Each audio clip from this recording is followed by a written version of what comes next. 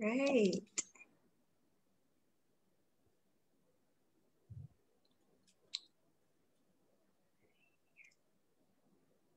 Okay.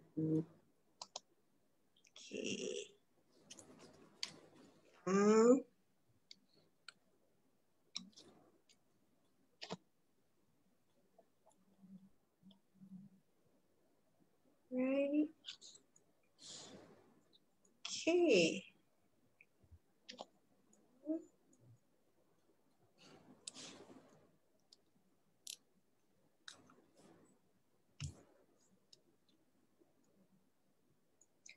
Right. Bismillahirrahmanirrahim. Assalamualaikum warahmatullahi wabarakatuh. Masya Allah. Alhamdulillah. Welcome to our another sessions on a blessed Friday morning. How are you, Mr. Jagdish? I'm fine. Thank you very much, Dr. Linda. Masya Allah. Thank you so much for having us today. Thank you so much for accepting the invitations with us. Thank you very much. I feel honored as well to be on live with all your peminat-peminat yang kat luar you punya peminat tu. I feel honored. Really.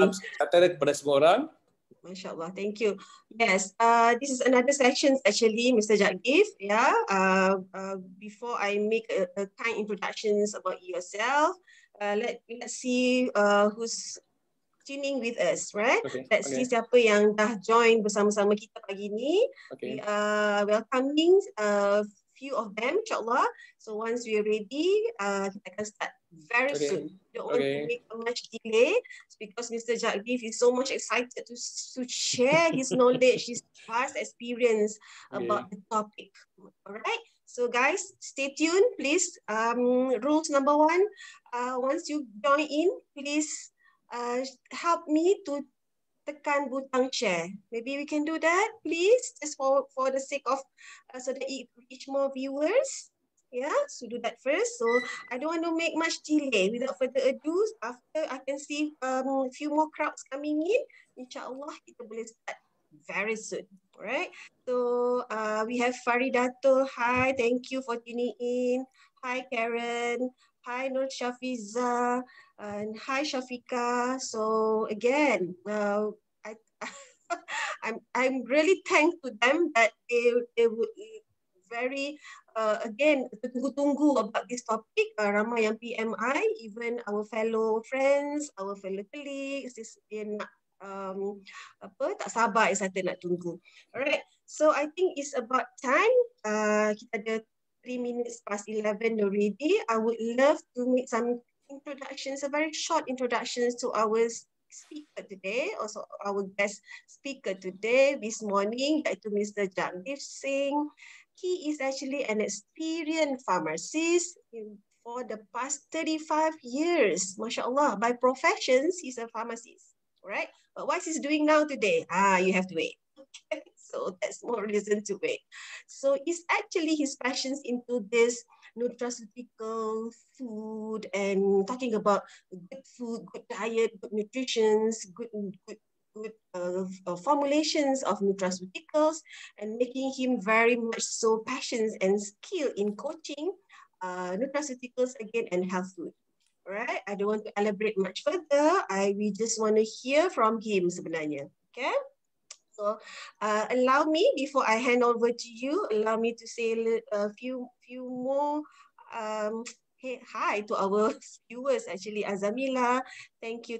All right, so again, as this topic is on fire, you know, the body is on fire, what I mean, and we are not on fire. We want to tame fire, actually, kan? Nak belajar apakah cara-cara untuk kita tahu apakah sumber fire itu, so that kita at the end of the day tahu bagaimana langkah-langkah bijak untuk kita melenyapkan api-api fire-fire itu. Okay? So thank you, Mr. Jagdish. So again, if ada questions, we entertain, kita raikan questions. Tapi I would love Mr. Jagdish to finish his parts by parts, sebab listen viewers, he is a very ada banyak important dia nak share. In fact, Mr. Jagdish dah siapkan slide for us. Betul tak, Mr. Jagdish? Yeah. There are slides for passion you. sangat nak letak dengan slide sekarang ni. So again, it's a bonus talk today.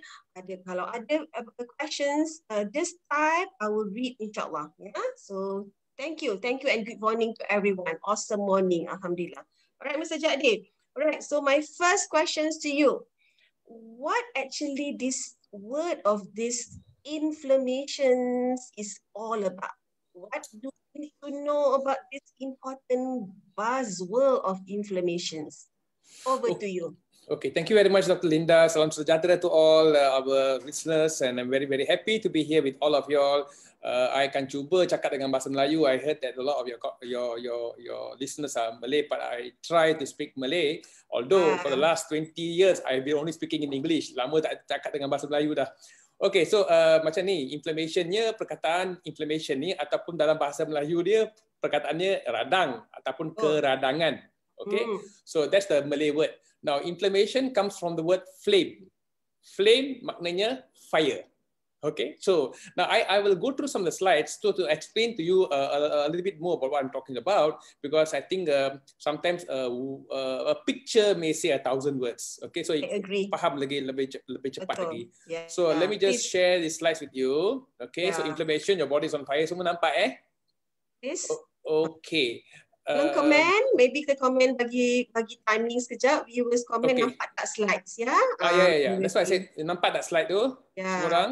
Yes, thank you. They say okay, good, clear. Okay, good. So can you see that down there, all fire? Okay, your body is on fire basically.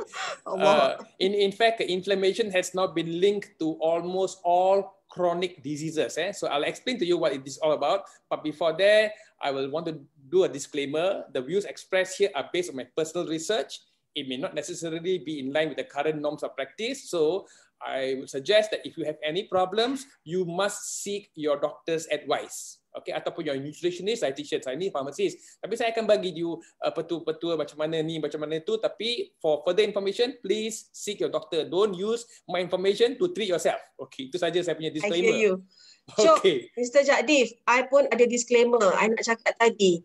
I am not representing any companies and I'm not sponsoring by any company. So, same here, okay? I'm not going to talk about any, you will not hear any product mentioned here unless you ask for it, okay? So this is not about product information. And we are purely knowledge sharing this morning today. Yeah, okay. Thank you. So there are four stages of diseases. First, we are well. When we are young, all of us mostly are well. But slowly kerana pemakanan kita yang tak betul ataupun environment kita yang tak betul, slowly the low grade silent inflammation will come in. You tak akan nampak pun benda tu, okay? Slowly it'll take years. It sometimes take about 20 years, 10 years, 20 years before it becomes to advanced inflammation.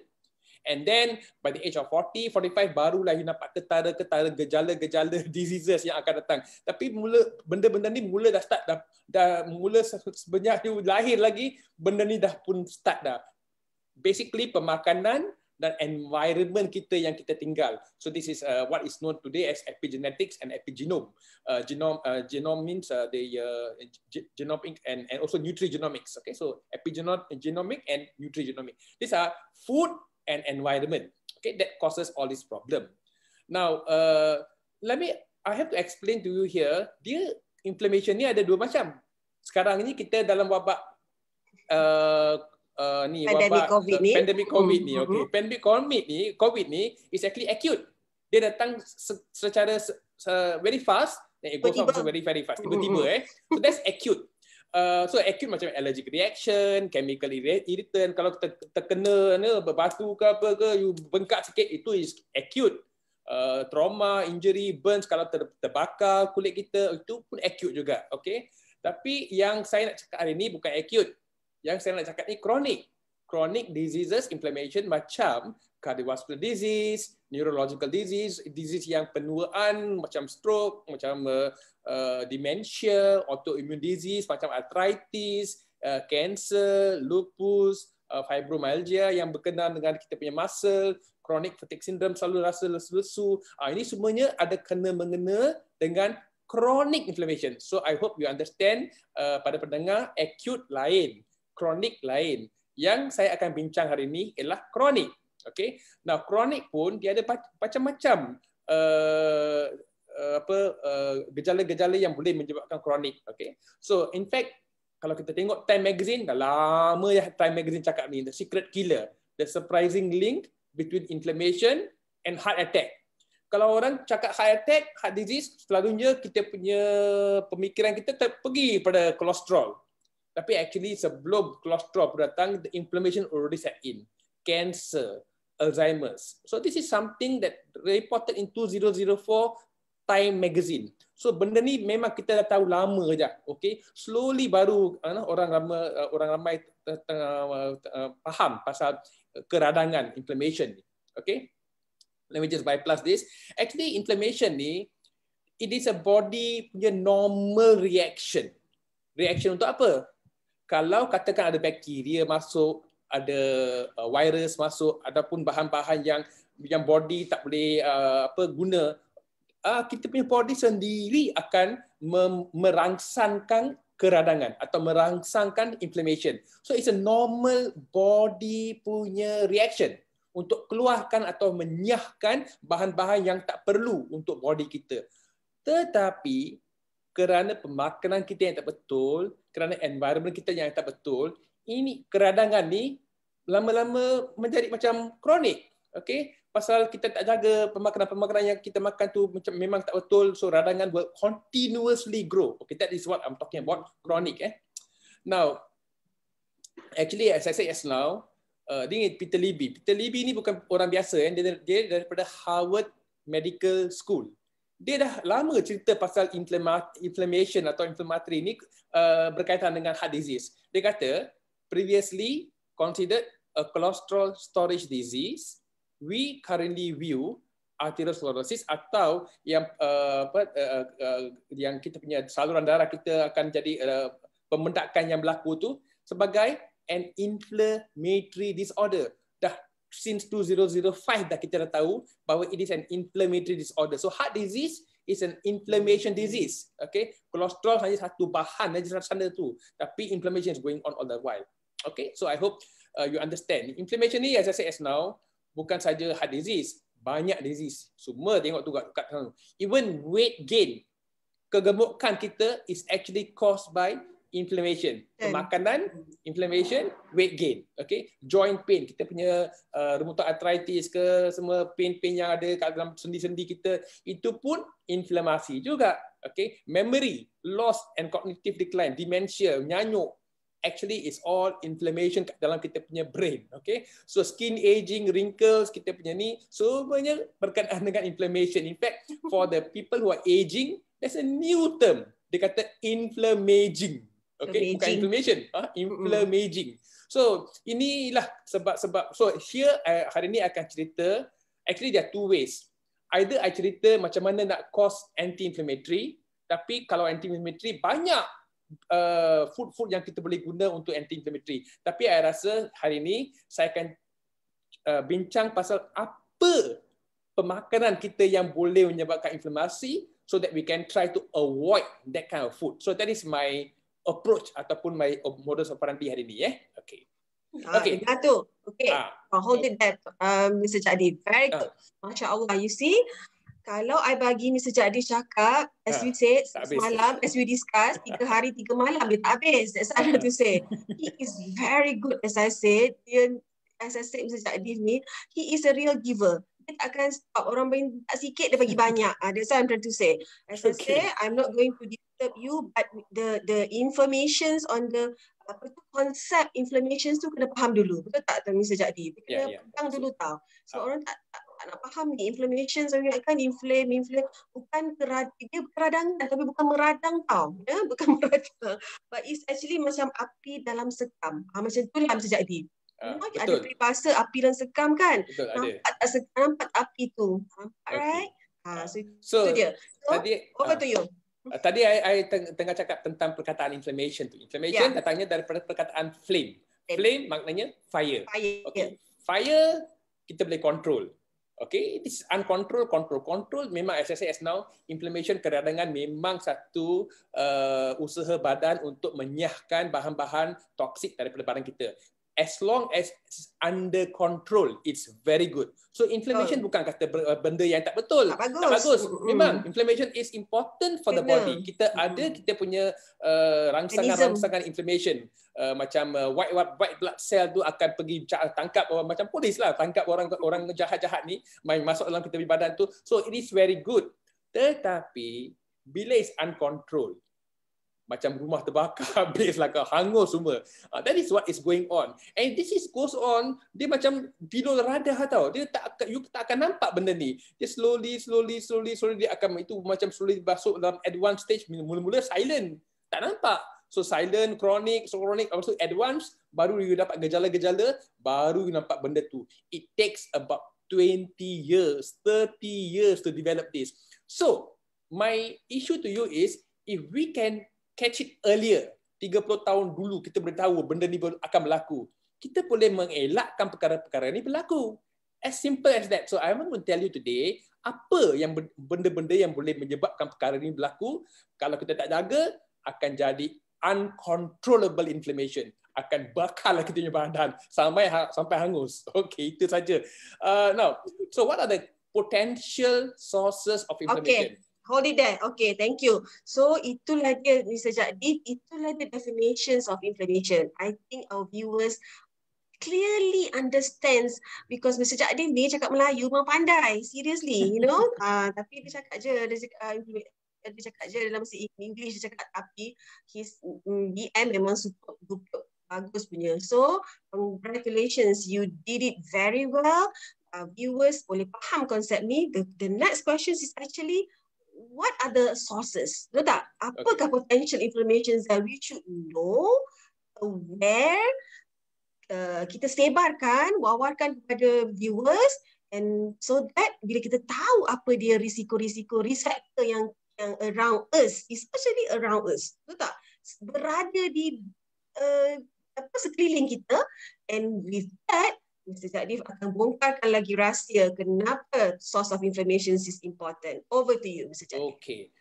As you can see from the cycle kat sini, kat ni depan kita punya screen ni sekarang, okay, kita ada alcoholic beverages, ultraviolet radiation, okay, that means alcohol. Kalau banyak minum alcohol boleh menyebabkan inflamasi. Okay, in fact, people who drink a lot of alcohol, they end up with liver disease. That is an inflammation problem in the liver, in the kita punya ni limpa. Then ultraviolet radiation daripada sunlight, stress memang satu perkara yang betul-betul is very big topic. Stress, macam nak control stress, is actually a lot of people having a lot of stress, and this stress can lead to a lot of hormonal, cortisol, adrenaline semua. It is part of inflammation. Cigarette smoking is also part of inflammation. Virus, bakteria kita dah cakap tadi, memang kita tak boleh avoid kadang-kadang, tapi kita boleh guna mask to try to menyahkan. Tapi today, I'm going to focus on food. Pasal food ni, kita boleh control. Kita tak boleh cakap, alah, termakan benda yang tak bagus. Terpaksa makan. Tak ada. You are in full control. You tak boleh cakap, alah, termakan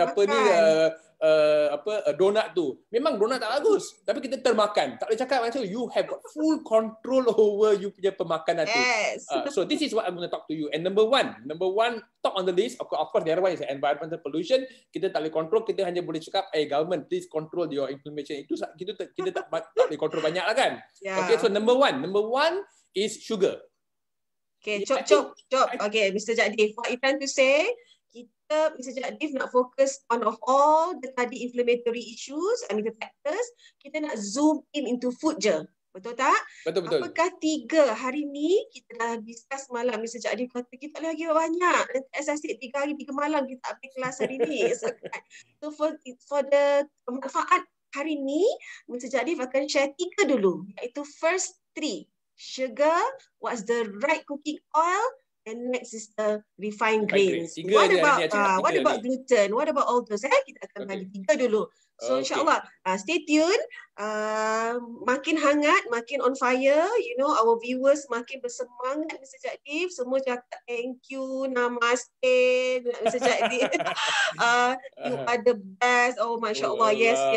Please, kita tersesit. Kita ni dalam keadaan sekarang, dalam keadaan begini, kita boleh keluar tak jumpa orang, tapi teknologi ni making us close also, kan? Okay. As I said, jadi jomlah kita buat sesuatu, bagilah sikit kepada orang, bagilah bagi jadi, bagilah. So, Okay. we may have next session, tapi untuk hari ni, manfaat hari ni, dengan masa yang ada, Mr. Jadif akan kupaskan 3 top inflammatory food. Okay, please write comment, please viewers, what are the 3 top inflammatory food? Over to you, Jadif. Okay, sugar ni originally actually it came from sugar cane. Okay, sugar cane. Sugar cane ni, what is it? Tebu. Now tebu ni actually many people do not know. Tebu originally datangnya daripada Southeast Asia je. Originally Southeast Asia. Tapi tempat ni kita datang lah. Kita ni Malaysia, Indonesia, Thailand, Filipina. Ini original tempat sugar cane mula-mula merebak daripada dunia ni. Okay, this is the original place. Now sugar cane atau tebu ni dia ada satu batang. Okay, now this is where you are going to really much mind-blowing information I'm going to give you now. Satu batang tu ada segmen dia. Segmen. Nak dapatkan 1 tablespoon sugar. 1 tablespoon sugar, nak dapatkan 1 tablespoon sugar tu, kita mesti proses 2 batang tebu. 2 batang tebu untuk dapatkan 1 tablespoon sugar. Okay. Now, katakan kita makan tebu tu. Okay, tak tahu, you orang pernah makan tebu ke tak makan tebu. Bila kecil-kecil, I memang pernah makan tebu. Sekarang tak dapat tebu dah. Tebu tu ada batang, dia ada segmen. 1 segmen, 2 segmen, 3 segmen, 4 segmen, 5 atau 6 segmen dia ada. Okay. You potong segmen 1 segmen tu, you makan. You makan, kunyah, dapatkan dia punya sedap sugar dia, sedap gula dia kau dapat. You makan 1 segmen. Lepas tu, you makan 2 segmen. Banyak mana segmen you boleh makan? 1, 2, 3, dah sampai 3 tu, you punya gigi dah, kita punya gam-gam kita semua dah macam lazy dah, macam pasal very very tiring dah. Macam dah penat dah. Tak boleh nak kunyah dah. Tak boleh nak kunyah dah. You see, nature dia dah bagi kita satu cara, dia menghadkan limit kita punya pemakanan sugar daripada tebu tu. You tengok tu, cara nature tu akan menghadkan. Dia tak bagi you makan sampai 3, 4, 5, 6. Tapi sekarang ni 1 tablespoon tu 2 batang. Tak munasabah. So, this is a major problem. Major problem je, kita 1 tablespoon kita masuk macam kita tak tahu je. Tapi kita tengah kunyah 2. In normal, natural way, kita tak boleh kunyah sampai 2 batang. Tapi you boleh makan macam tu je 2 batang. This is where it doesn't make sense anymore, because it is going to create a lot of issue, a lot of problem. Okay, so satu je bila kita tukar sugar kepada kita daripada tebu kepada sugar, okay, you see mineral semua gaib, hilang. Okay, mana dia kita punya nutrient rich food yang kita nak makan tu, nutrient tu tak ada lagi. Okay, pasal dah proses. So on one hand, kalau kita makan 3 segmen tu, ada banyak nutrien masuk dalam kita badan. Tapi kita boleh proses benda tu, nutrien kita akan gaib, akan habis. So this is what happens. That's why the sugar is not nutrient rich food. Okay, so it doesn't give you any manfaat except gejala-gejala inflamasi akan berlaku, keradangan akan berlaku. Okay, so this is the major problem with sugar. Okay, and in the last 20, 30, 40, 100 years lah, our consumption of sugar has gone up so much. That's why this is the major cause of inflammation, and we don't even realize. Kita masuk 1 teaspoon sugar pun, okay, kata 1 teaspoon sugar berapa banyak batang kita kesergam gunakan? 1 tablespoon is 2. Okay, so 1 teaspoon is about half. It is, as I said, doesn't make sense anymore. So this is the major problem. So our consumption of sugar has gone up, and kita ni satu aje lah. Kita ni sudah jadi addict tau. Kita ni addict sugar. Lah. Dah penagih lah. Penagih, macam penagih. Kalau tak masuk sugar tu tak boleh. You tu cuba makan. Okay, orang I katakan orang dia minum tea break.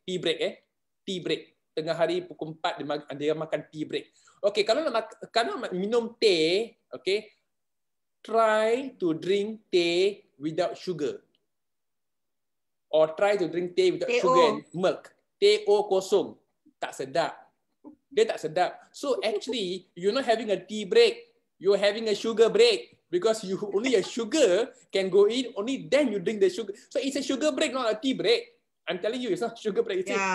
Your body is craving for sugar. Kalau you minum tea break, means teh kosong, you tak akan minum pasal tak sedap. So this is where your tongue, okay, lidah kita dia dah train untuk terima sugar tu. Kalau tak ada sugar, you tak akan minum. And then inflamasi berlaku lah. So every day, this is a major everyday food. Every day kita makan. So chronic inflammation will come in. I'll explain to you macam mana effect of sugar. Okay, it causes this is a bit scientific, but try to explain to you. Okay, boleh, jangan faham. Sure. You just promotes, try your best. Okay, it promotes cortisol, adrenaline release. So this is our hormones which are released for stress. Okay, so now this is sugar is going to also release the same cortisol and adrenaline. Actually, the body is causing the body to be stressful. Okay, it impairs immune system. Ni sekarang ni kita tengah pandemik COVID ni, kita nak immune yang bagus, tapi sugar tu akan merendahkan kita punya immune system dia. So this is not good. Okay, number 3, leptin. Leptin ni ada satu hormon yang control appetite. Tapi sugar ni akan inhibit, akan control punya leptin reduction tu. So you will not have you will have more appetite. You eat more. Okay. So sugar actually makes you eat more because the leptin hormone tu dia not under control. Oxidative stress is another one. Dr. Linda will understand lah. This is called glycation. Okay. This is called oxidative stress. We all know this, okay? That sugar actually fuels the cancer cells. So the more sugar you have, the more cancer cells will grow. We all got cancer cells, tapi sugar actually fuels, memberikan tenaga untuk cancer cell. Okay, yes. Thank you very much, Dr. Linda. Petrol, kita ni petrol kan? Macam tu lah. Okay, and then promotes fat storage, promotes weight gain. Actually, sugar is the culprit behind weight gain. Not fats. Fats pun ada. I akan cerita pasal fats. Fats bukan semua fat macam tu. Okay. Kalau you makan fat coconut oil tu, for example, you actually reduce weight. Kalau you lose weight. But here, sugar yang tak doesn't burn tu, dia akan tukar pada fat. And this is what causes weight gain. So sugar causes weight gain. Okay. Disrupts amino acids. It also helps disrupt the muscles. And lastly, biggest problem is insulin resistance. Okay, this is another big topic that I can't explain today, but it actually causes diabetes, insulin resistance, produce AGE. AGE is actually an acronym for advanced glycation end product. Basically, itu inflammaging punya benda lah tu, inflammation. Itu trigger. Okay, and lastly, table sugar is double whammy. Because why? Table sugar ni dia ada dua sugar. Dia ada glucose, dia ada fructose. Okay? Yang kita measure selalunya glucose. Kita tak measure fructose. You pergi mana-mana kedai, kedai pula. You pergi mana-mana ke klinik tu, you kata I nak check I punya sugar. Sugar dia you check glucose, tapi you tak check fructose. Now, that's another major. Ini benda ni orang food company dia tahu bahawasanya you akan hanya check glucose. So this food company sekarang dia kata you nak sugar, I boleh bagi you sugar, rasa sama tapi I masuk fructose. This is the biggest problem. Okay, so this is what is known as high fructose syrup. Today the food industry dia faham you nak sugar pasal you punya lidah dah kontrol dengan sugar, tapi bila you check glucose you meningkat, you akan kurangkan pemakanan sugar. So they add what is known as high fructose corn syrup. So when they add fructose nya actually normally we all thought fructose ni datangnya daripada fruits. Okay, buah-buahan supposed to be harmless. Actually, we now know fructose is equally bad than compared to glucose. In fact, maybe even worse. We have now linked the scientific research has now linked fructose to blood pressure, fructose to insulin, fructose to glucose diabetes, fructose to even gout. Gout has been linked to fructose. So that's why I tell people, when you drink fruit juice, tak betul. I know a lot of people drink fruit juice. Salah, okay? Pasal apa? Fruit juice ni, you keluarkan dia punya fiber, benda-benda yang kamu body you nakkan, you keluar fiber, nothing left is actually fructose saja. Fructose can cause a lot of problems. So I tell people, don't drink fruit juices. Kalau nak minum fruit juice pun, blend dia. Bagi dia buat macam smoothie, okay? Now, this high fructose corn syrup is found in almost every food that you are taking. Same effect, Glucose menyebabkan inflamasi, fructose pun menyebabkan inflamasi. Same effect.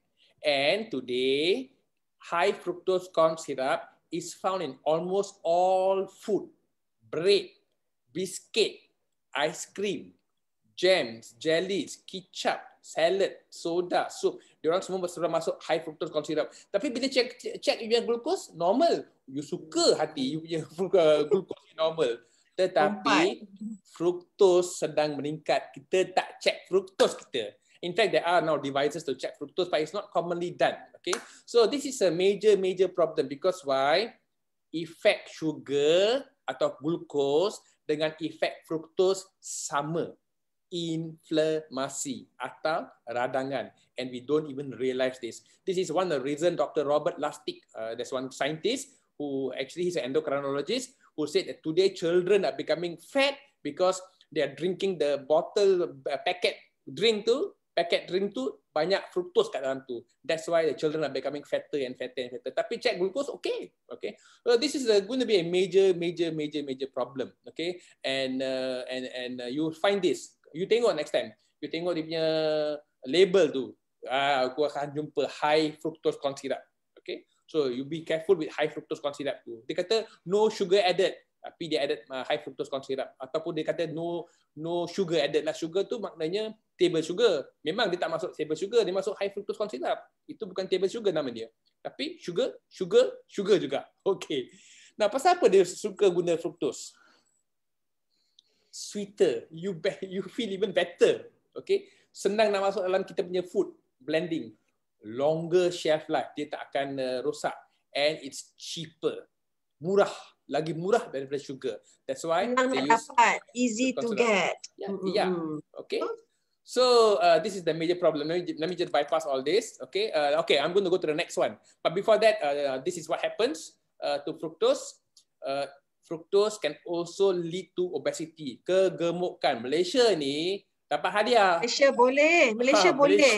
Malaysia is the largest kegemukan di ASEAN tau. ASEAN we are number 1 Malaysia boleh. Something wrong with us lah. Kita ni champion banyak pasal hal-hal yang tak betul.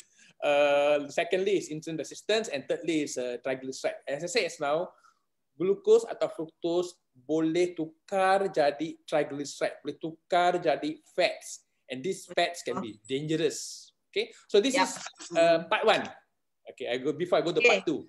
Okay, Mr. Jadif, I know you please minum air. So now he is covering the second part. I told you hari ada 3 je.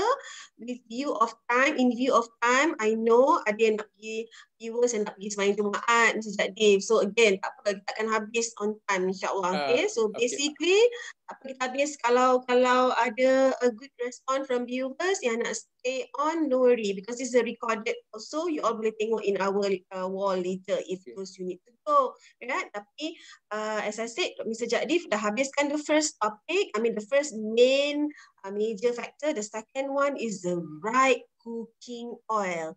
Mr. Jadif, sekarang ni zaman-zaman COVID ni semua duduk rumah, semua orang masak-memasak. Exactly. Mak-mak, family semua kena masak kat rumah. Kind of ada manfaat yang baik lah di situ, I nampak kan. Tetapi we want to share to you ladies yang memasak, bapak-bapak pun ada yang masak of course. What else you need to know in order to serve a good food to your family, nak memberi kebaikan daripada eat outside yang ya kita semua makan luar juga kan nak enjoy, you know, sometimes once a while, tapi kat rumah yang kita makan hari-hari ni yang preparationsnya, what else we need to know, right? So another rahsia dibongkarkan oleh Mr. Jadif. Over to you. Okay, terima kasih Dr. Linda. Now, dalam nutshell, there are 3 cooking oil that I will tell people don't touch. Jangan sentuh 3 cooking oil ni. Okay, nutshell lah. I'll explain to you. Okay, akan bagi you research and to give you further. Nutshell je dulu. Okay, 3 cooking oil: sunflower oil, corn oil, soybean oil. 3, jangan sentuh benda ni. Pasal apa? I'll explain to you.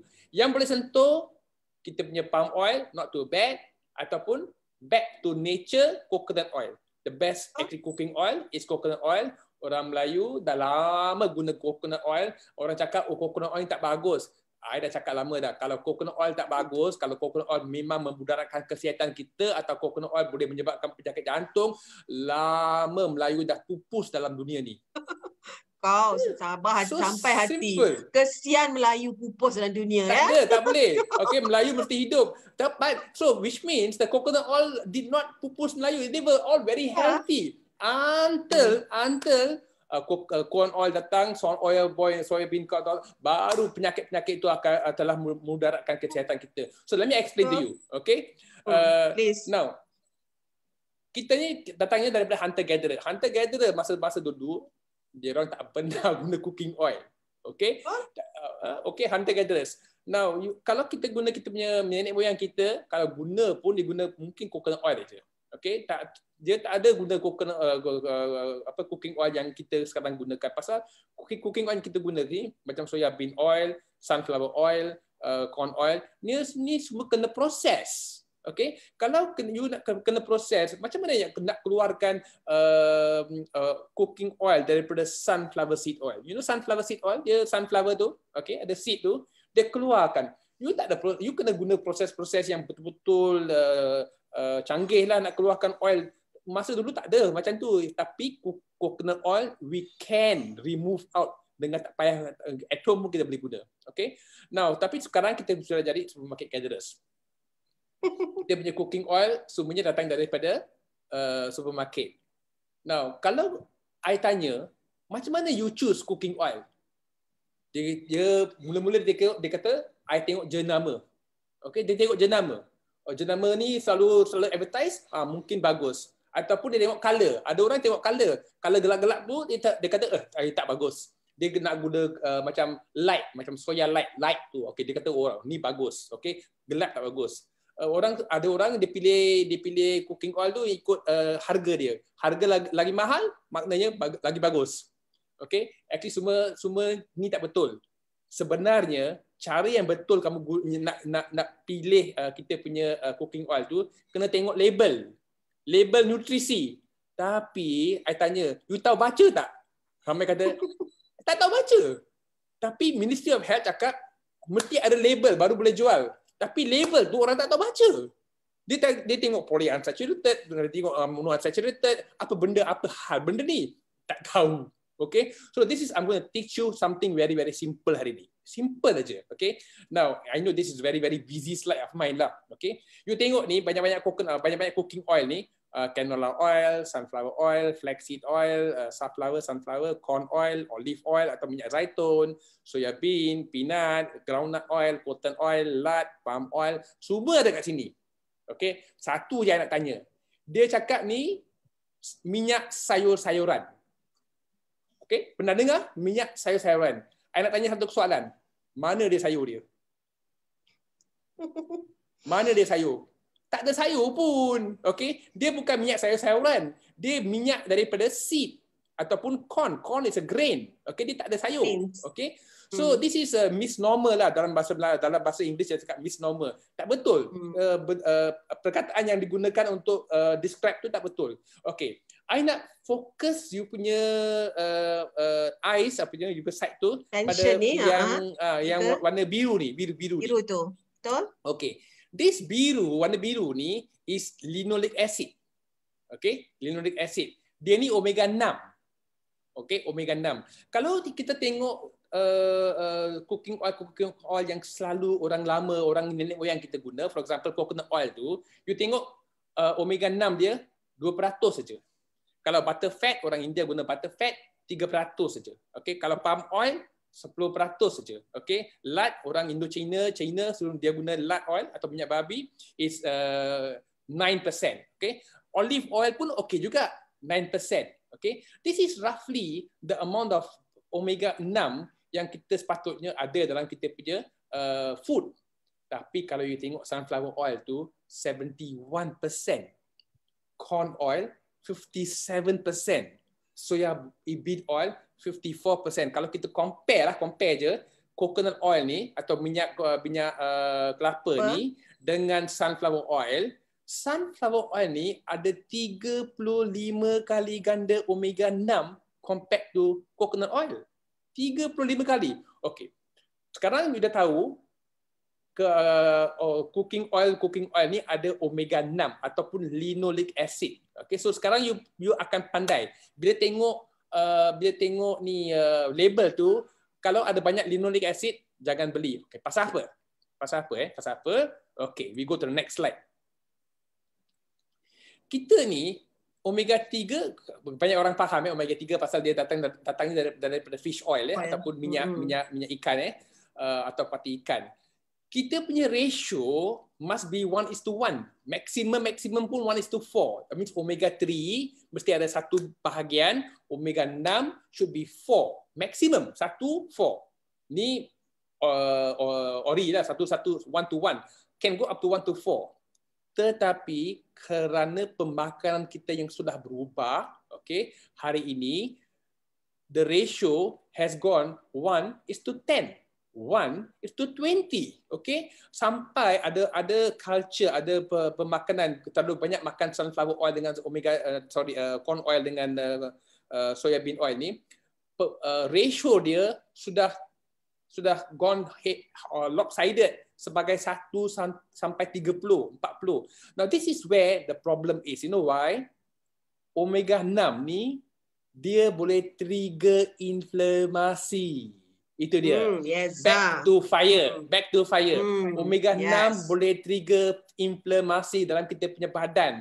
So this is where our problem is. And second problem, okay, the first problem is sugar, okay, gula. Second problem, banyak kita punya makanan kita mengandungi banyak omega 6. And omega 6 boleh memudaratkan kita punya kesihatan. Okay, now this is a people who you know this Dr. Chris Atherton tu, itulah I pergi jumpa, I dengar dia orang punya cakap-cakap, I pergi overseas dengar dia orang cakap, I learn from these people. Okay, I give you example. Okay, now katakan you ambil 1 tablespoon sunflower oil. 1 tablespoon sunflower oil tu 15 ml. Okay, 1/5. You cakap pharmacist dia tahulah satu ubat batuk tu 1 tablespoon tu 15 ml. Okay. Kalau nak buat satu food dish, I guna 6.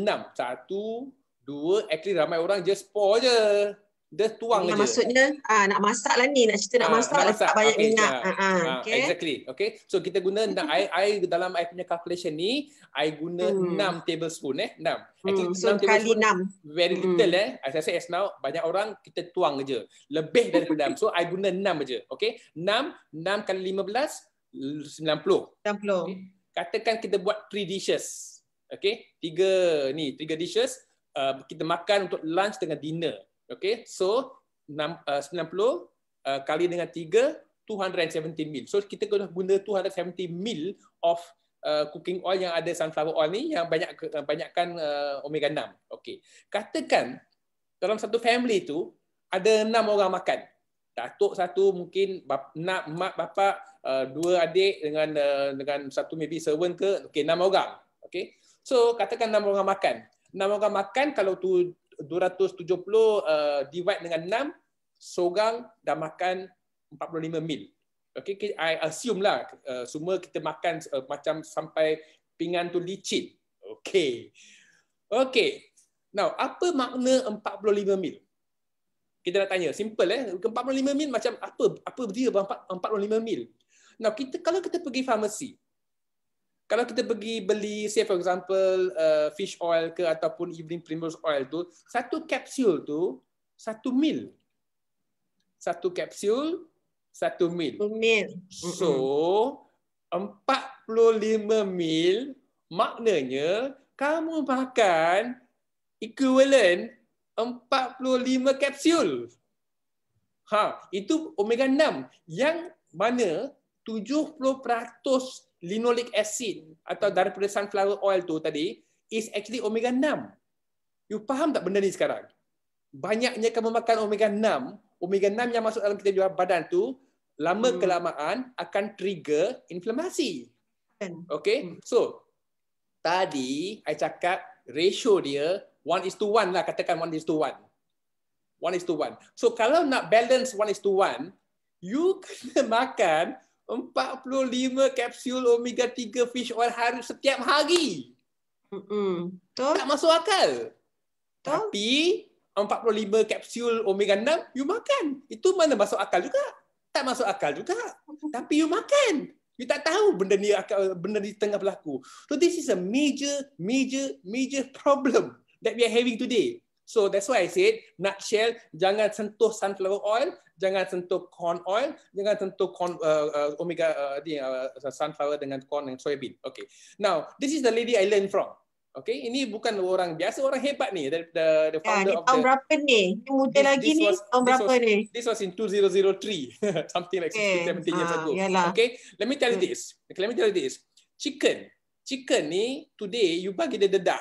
Dulu chicken berayau-rayau ni kita punya garden atau kita punya farm. Tapi sekarang chicken is right this way. You bagi dia dedak. Dedak is actually corn. Corn is omega 6. So actually you are actually taking, when you eat chicken, you don't realize the chicken is a lot of the fats there is omega 6 dah. You understand tak? Dia punya connection dia. Pasal you are giving corn ataupun jagung. Jagung dia omega 6, for example. Okay, so this is where another problem. People don't realize this. Pasal kita tak nampak botol cooking oil tu kita boleh nampak. Okay, linoleic acid kita tahu. Okay, ni benda ni nak jauhkan. Tapi ayam macam mana? Tak nampak. Today they have already realized kalau kita ambil ayam kampung dengan ayam macam ni, ayam pela ni, dia punya fat dia lain. Okay, bukan saja banyak fat, tapi fat dia lain. So kita makan fat tu masuk dalam kita badan, we are also having the same problem, omega 6 kita masuk. Okay, telur pun sama. This is free range. Ni telur kampung, ni telur bandar ni, telur bandar, kampung bandar lah kan. Okay, so you can see the amount of omega 3 is much higher in telur kampung. Kalau you tengok ratio dia, okay, 1:1, okay, roughly the ratio dia. Tapi you tengok telur daripada ayam yang dibela banyak-banyak tu dalam kita punya factory tu, okay, dia punya omega 3 tu kurang, okay, tapi dia punya ratio, nisbah dia sudah pun lopsided. So this is the major problem that facing. That's why this is lopsided. Okay, and this is lopsided. You tengok ni banyak omega 6 ni.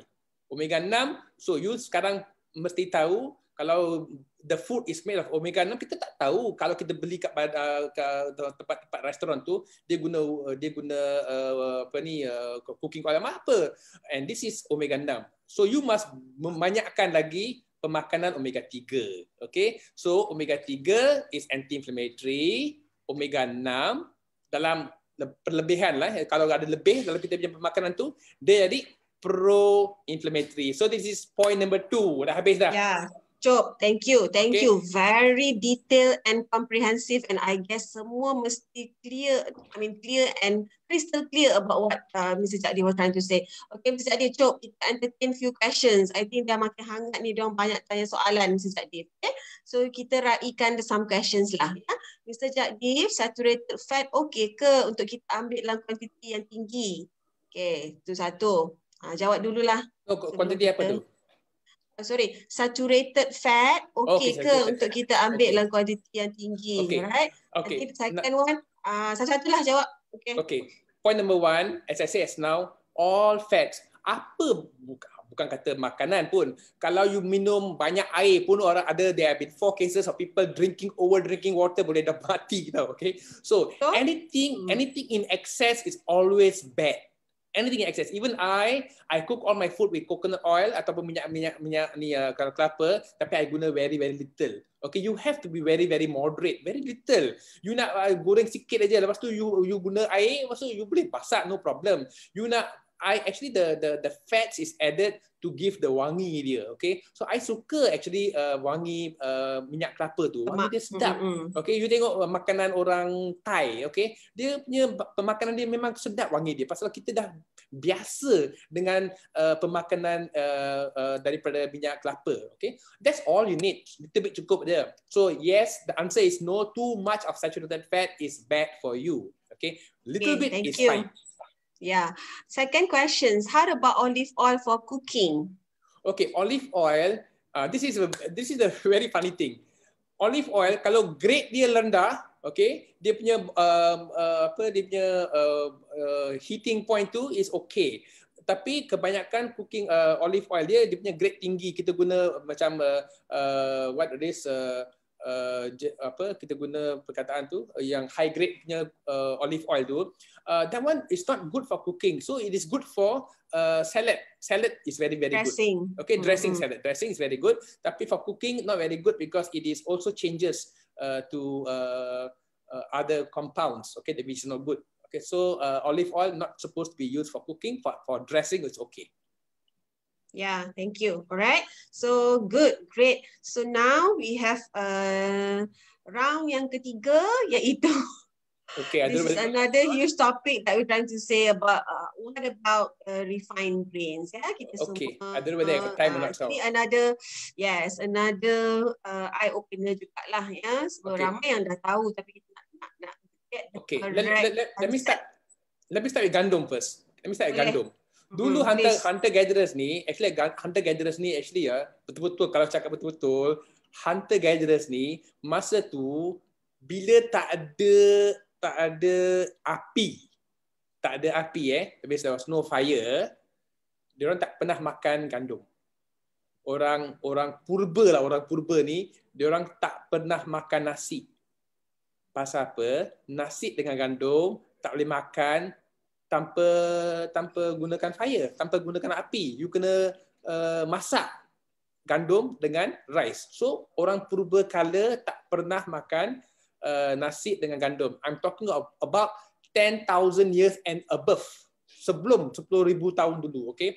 We have been living here for the past 250,000 years. So in the last 240,000 years, orang purba kala ni tak pernah makan nasi dengan gandum. This only came about 10,000 years ago, 8,000, 10,000 years ago. Kalau you tengok ni ada satu picture, satu painting, satu lukisan. Okay, ni adalah satu lukisan daripada gandum punya nilah ladang. Okay, kalau you tengok gandum tu, dia boleh sampai kita punya kepala. You tengok tu, dia punya size panjang gandum tu. Tetapi kalau I pergi Punjab, pergi ladang gandum hari ni, dia bukan macam tu, dah pendek dah. Kontot, gemuk. Yes, okay. So this is way something has gone wrong with our gandum. Same thing with our rice. Okay, let me talk about gandum first. Okay, gandum yang kita guna hari ni adalah gandum yang hybrid. Gandum yang which will yield a lot of gandum lah dalam satu acre tu, we will get 10 times more gandum compared to gandum purbakala. Tapi gandum ni sudah hybrid. Kerana dia hybrid, konten gandum tu sudah pun berubah. Okay, apa ubah dia? Okay, now kalau kita ambil gandum, kita buat white flour. Okay, semua benda-benda yang kamu nampak kat sana tu sudah pun hilang, gaib. Okay, 60% of calcium is lost. Chromium is very important for sugar management, sugar control. Tapi 40% of chromium sudah pun hilang. 85% of magnesium very good for relaxation. Okay, muscle relaxation, to sleep, very good. Magnesium got 400 physiological function dalam kita punya badan tu. 85% magnesium hilang. Potassium, very important for heart, hilang. Selenium, a very powerful antioxidant, hilang. Vitamin B pun dah pun hilang dalam kita punya makanan. Vitamin E pun hilang, protein hilang, fiber 95%. So, bila kita makan roti putih tu, okay, apa yang kita makan? Tak ada apa pun. Habuk je, sorry lah. Tapi nutrien-nutrien dia sudah hilang pasal proses yang kita buat tu. Okay? So this is another major problem with eating commercialized food processing, because your nutrient kita ataupun zat-zat galian yang sepatutnya kita ada dalam kita punya badan, yang sepatutnya datang daripada pemakanan kita tu sudah pun hilang kerana proses. Okay? Now wheat ni, dia remember I told you tadi, wheat tu dia hybrid. Pasal dia hybrid, ni Dr. Norman Bolak yang buat hybrid ni, okay? Sekarang itu modern wheat dah tukar. Dia punya kromosom pun dah tukar, dia punya bahan dalam tu tukar. Gluten yang Dr. Linda cakap tu sekarang sudah jadi macam poison untuk kita punya badan. Okay? Pasal pertukaran telah berlaku. Okay? Macam modern wheat ni, walaupun you makan 2 slices of whole wheat bukan white whole wheat ataupun whole grain food. Whole meal. Okay? Boleh juga menyebabkan sugar kita atau gula kita meningkat. Pasal apa? Why? Pasal sekarang ni roti ni, dia ada satu bahan dalam roti ni yang ada called amylopectin A. This amylopectin A is very very sensitive. Dia tukar jadi sugar very very fast dalam kita punya badan. So kita punya sugar akan spike very very fast dalam kita punya badan. Lama kelamaan, sugar, I already told you just now, is already bad for your inflammation. Lama kelamaan, dia boleh menyebabkan inflamasi. Okay, so this is another problem with wheat today, right? So this is called wheat belly. Orang yang gemuk ni, wheat belly. This is a book written by Dr. William Davis. Dia seorang cardiologist daripada Toronto, Canada. Okay, kalau hari-hari makan roti canai, hari-hari makan bread, roti, dinner makan bread, roti, macam ni lah jadi dia. Okay? Sorry lah, cakap Mr. Jadil. Kena minta sorry lah tu guy yang perut jalan ke depan ni. Dah ada PJ, dah dapat minyak dah, perut jalan ke depan. Betul. Okay, so you have to reduce now. If you remove wheat as much as possible, as I said now, wheat tu dah tukar hybrid, pasal hybrid lah. Okay, so you have to reduce. We have done a lot of work now. People who remove wheat, keluarkan gandum daripada pemakanan tu, dia akan menyebabkan improve kita punya weight loss, weight kita akan turun. Okay, reduce appetite tu akan control better. Lower blood sugar, will reduce joint pain. Okay, because why? It's all inflammation. Kalau kita boleh kurangkan wheat ataupun kurangkan gandum, kita boleh mengurangkan joint pain. And this is all I dah tengok dia punya risalah scientific research. Reduce inflammation. Okay, improve your brain function. So wheat, remove it, improve brain function. Will reduce anxiety. Reduce food obsession. You tak akan rasa macam nak makan pasal your appetite is already reduced. So you will reduce blood pressure. And this is already many times I've seen this. Orang yang kurang habiskan tak makan wheat, dia akan boleh mengurangkan blood pressure dia. Okay, reduce triglyceride, sugar change to triglyceride, so and increase energy. Your energy will also improve. So this is my third point. Okay, improve sleep also. Okay, so this is my third point. Now same thing is happening to rice. Orang purbakala, orang nenek moyang kita, dia tak makan nasi putih, dia makan nasi perang. Okay, kerana kita tukar nasi perang tu jadi nasi putih tu, kebanyakan zat-zat mineral, zat-zat galian sudah pun habis, hilang. Okay. That's the percentage. Okay, so this is my last. I think one of my last slide. Okay, yeah. Sugar will increase insulin. Sugar will increase insulin. Insulin is a hormone yang dikeluarkan daripada kita punya pankreas untuk kontrol sugar kita. Tetapi sebelum sugar kita meningkat, insulin kita sudah pun meningkat. Okay. Pasal kita banyak makan makanan sugar dengan wheat, dengan rice, dengan banyak-banyak benda tu. Now, this high insulin is responsible for cholesterol. Orang takkan link benda ni. Okay? High insulin is also reason behind obesity. High insulin is also the reason behind heart disease, the reason behind high pressure, reason behind through the kidney, high blood pressure. So, kalau nak kurangkan tekanan darah, for example, tekanan darah, senang aja kita mengurangkan insulin. Macam mana nak kurangkan insulin? Kurangkan sugar. The connection is so strong. Okay, but this is not taught because we always say blood pressure, okay, makan buat macam ni. Tapi this is the easiest way. I've already done this to so many thousands of my friends. I bagi dia cakap-cakap, I mean my talk and all that. I've been giving this talk for the past 20 years. I have been trying this method, very simple. A lot of people have come to me, Jagdev, thank you very much. Pasal apa? Dalam masa 3 bulan, blood pressure dia turun because we were able to control sugar dengan insulin. Simple aja. Benda ni form 6 book pun boleh ada. Okay? So this is where I tell people yang food pyramid yang kita guna, I'm sorry to tell you, is wrong. Pasal bawah sekali dia, banyak dia kata makan bread, rice and all that kind of stuff, which is only going to increase our problem. Now, this food pyramid, for historical reason ni, kita pun cut and paste saja kat Malaysia ni. Tapi this food pyramid came from the USDA. USDA itu apa? US Department of Agriculture. Maknanya dia nak mempromosikan dia punya agriculture. Itu saja dia punya agenda dia. Yeah. Tapi sebenarnya this food pyramid is going to cause a lot of problem. So this is my last slide. I'm not going to talk. I know. In this, yang last slide tu, keep it last slide, okay? Kita nak save it for the last, okay? Okay. Bagus. Okay, good. Kita menjawab dulu in view of time, ya. Okay. Mr. Jagdev, very good. Alhamdulillah, thank you so much again. The explanations is so clear, right, sharp, and you really shoot thank it. You. Kena dengan poin-poin yang kita nak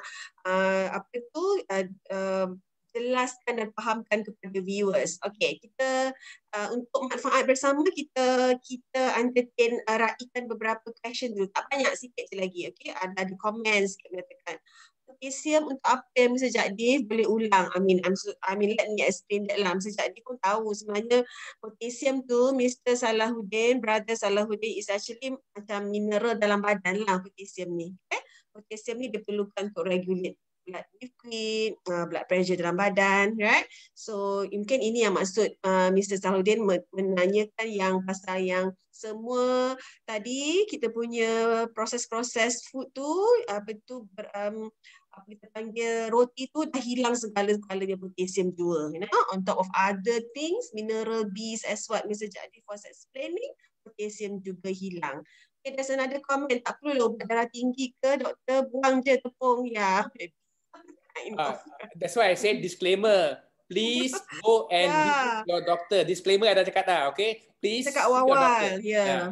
This is not generic advice. Ya, memang betul kita sharing ini, tetapi if you have uncontrolled blood pressure ataupun blood pressure you perlu di monitoring by doctors, please talk to your doctors. Ya, please bercakap dengan doctors. In general, Puan Fadilah was trying to explain that yes, you may get, kita dapatkan konsep dulu, right? Konsep. Tapi kalau you ada hypertension, ada lagi penyakit kronik yang lain, get it proper monitored and reviewed and consultations by doctors. And most important, kena buat detail test.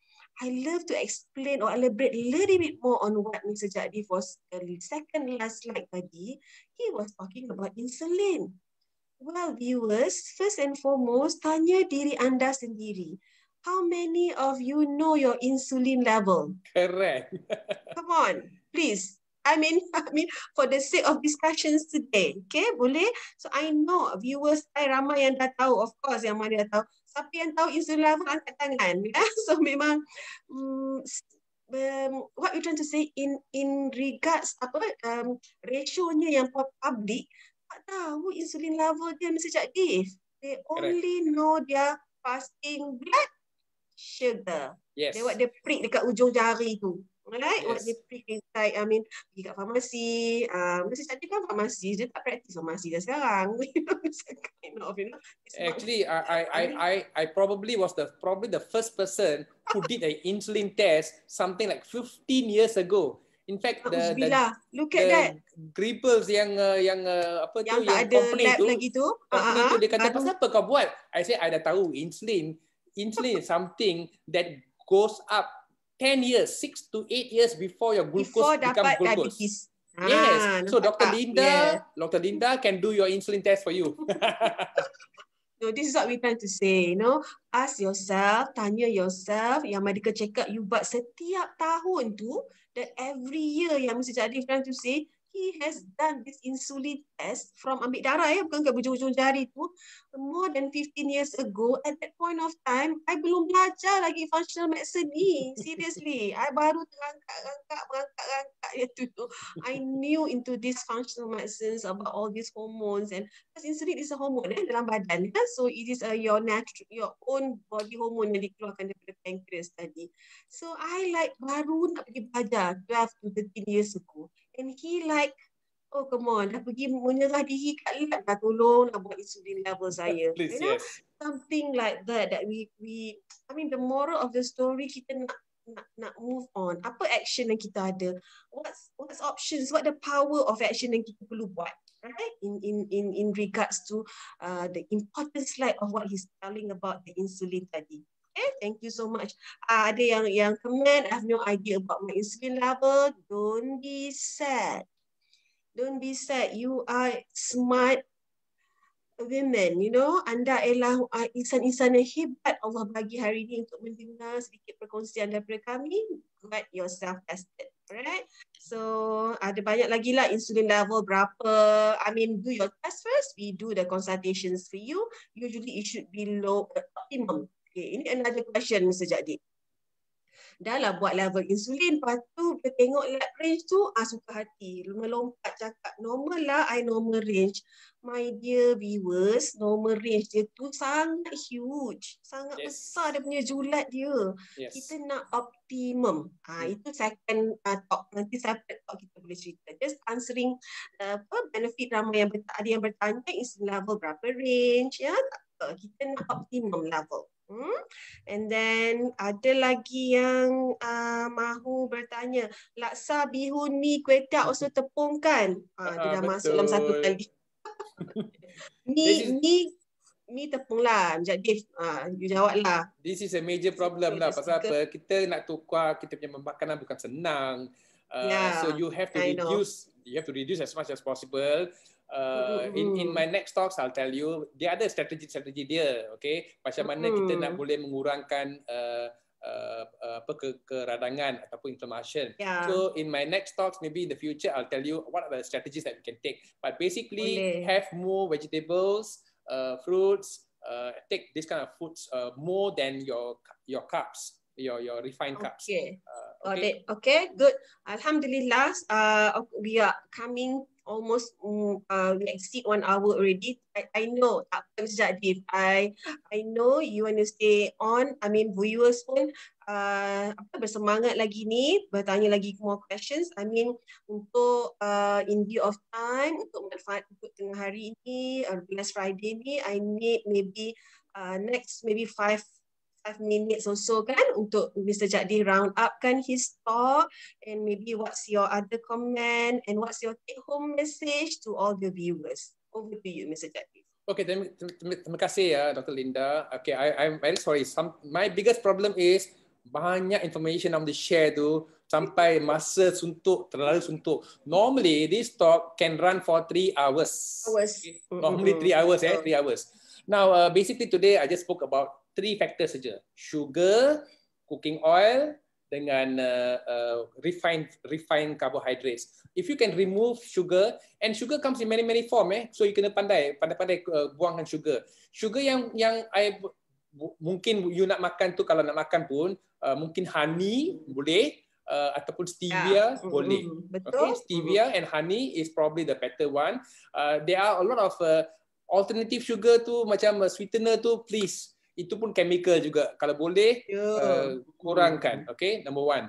Cooking oil, soya bean, I already told you, nutshell, jangan sentuh cooking oil, sunflower oil, corn oil dengan soya bean oil. Walaupun siapa-siapa cakap, very, very good, very, very, I dah buat, I punya risalah, research dah 20 tahun dah, I have come to the conclusion, very strong conclusion, sunflower oil, corn oil, soya bean oil, jangan take. Because the people who are selling sunflower oil, corn oil, soybean oil, dia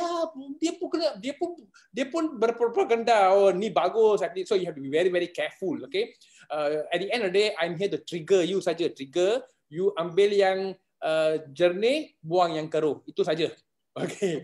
Pantun-pantun pula. And last, refined carbohydrate. Kalau boleh, kurangkan pemakanan nasi putih, bread, white bread, for example, take whole grain. That's the keyword today. Whole food, plant-based. That's the keyword today, the jargon. So take whole grain food, and that's the best way to solve the problem. Macam oats is not too bad. Okay, millet, there's got more people are talking of quinoa, for example, as an alternative.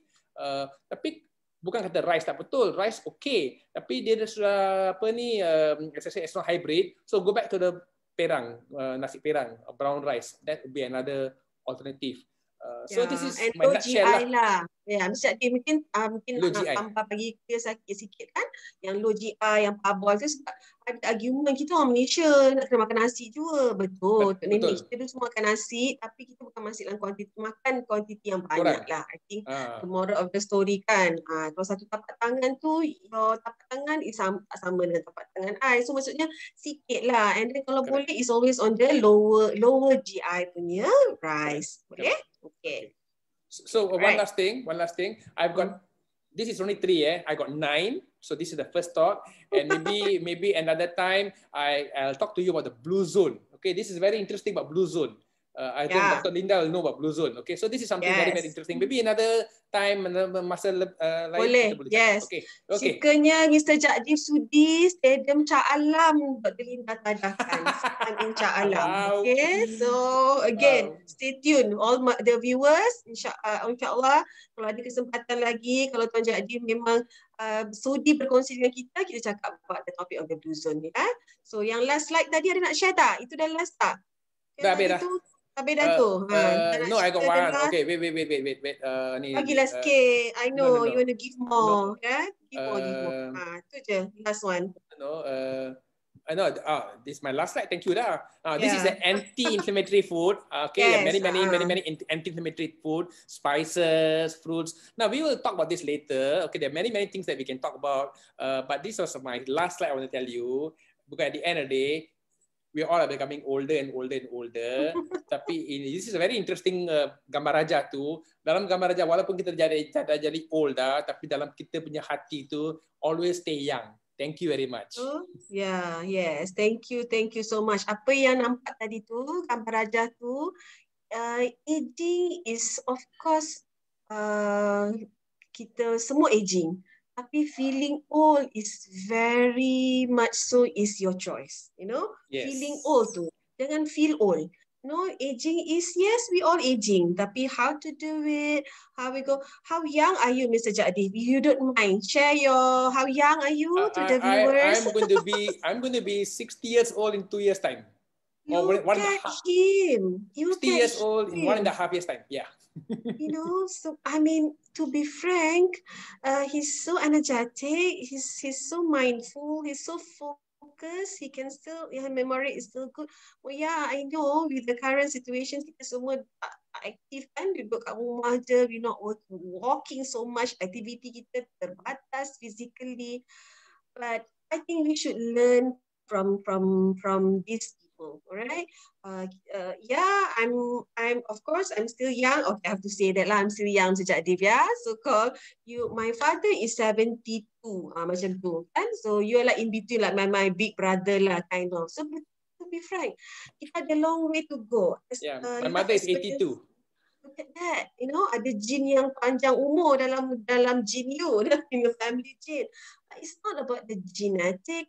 Mr. Adif, I always believe this. All right, this is maybe for the sake of discussions. Everyone was saying thank you to you, of course. You know, Terima everyone was kasih. saying Thank they you. feel like 18 too. Yeah, they're saying thank you, Mr. Adif. Yes, I'll read up all the good comments. But maybe the last slide for the sake of discussions. I mean, just few more minutes to to round up. I mean, for wrap up. So basically, I think you must agree with me also. If we have this is like gun, pistol kan, kita ada bullet-bullet dia kan. We put the bullets with all the, kita selalu salahkan genetic. I mean just for Correct. summary we understand. All those kita selalu nak salahkan genetic, means kita letak bullet-bullet dia. Okay, fine. But a gun, baik semula ni gun ni pistol, senapang. Siapa yang pull the trigger? Trigger tu yang the diet, inflammations, I mean lifestyle, environment, what you put to your food, how you think, how you perceive things, how you look at relationship, how you look at the positivity of anything happen to you. Look at that, so we can control. Mr. Adif was starting off with, we are in control of ourselves. Kita mesti boleh control ourselves. Betul tak? Kita tak boleh apa yang control di luar, kita tak boleh apa yang berlaku di sekeliling kita, tapi kita boleh control apa yang berlaku terhadap badan kita. Especially what you put into your mouth. Okay, so with that, Masya Allah, thank you so much. Thank you, semua dah cakap thank you and very great sharing, Mr. Jadif. Thank you very much, Jamaya, Puan Niza, Nikmat. Mind programming, sickly will kill you faster than a bullet. Okay, I hear you, Mr. Noreman, Yasin. I hear you. So again, appreciate this session so much. I think we should end here. I must be the second version or third versions. I know, Karen, you watch out. You please arrange for boss punya timing. Okay, listen to me. So insyaAllah. Right, with that, thank you again, Mr. Jadif. I appreciate that so much. In view of time you have, everyone semua nak pergi, ada yang the guys nak pergi solat, bukan di Selangor lah, di KL. So thank you again. Thank you very much also to you. Okay, please. Thank you very much for giving me this opportunity to be of help to make sure that I am still gainfully being used by all of you all. I feel good. Yeah, Mr. Jadif, you just stop your share slide, please. So okay. I nak round up the, I mean, basically last words je lah. Yeah. Yes, thank you so much for all the viewers who stay on till this time. I know dah tengah hari. Terima kasih Daun Keladi. Ada hari kita jumpa lagi, Mr. Jadif. With that, selamat tinggal everyone. Saya Dr. Linda sudahi dengan wabillahi taufiq wal hidayah. Wassalamualaikum warahmatullahi wabarakatuh. And stay safe everyone. Thank you.